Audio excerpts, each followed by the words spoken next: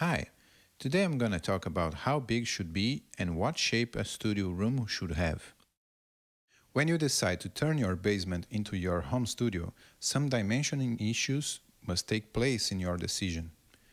The distance between walls, floor, and ceiling get related with many resonance systems that pile up upon each other, even though the room has some acoustical treatment.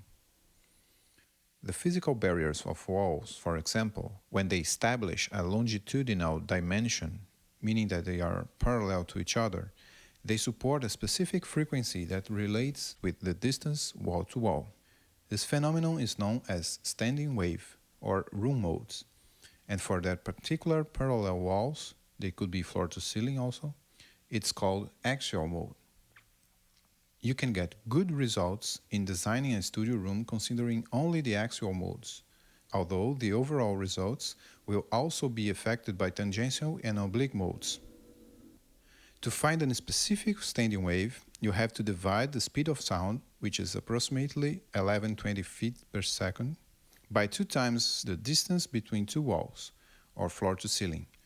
For instance, if you have 12 feet of wall-to-wall distance, the frequency of resonance is approximately 46.7 Hz. This resonance also affects every multiple of that distance, and we will end up finding other modal frequencies octaves like 93 Hz, 186 Hz, or even as high as 373 Hz from just that single relation between two sound barriers. If no proper acoustical design is applied, the modal frequencies and their harmonics will be dominant in the room. When two different dimensions are equal or get related by multiples, the resulting standing waves will pile up and the signal energy near these frequencies will be unnaturally boosted.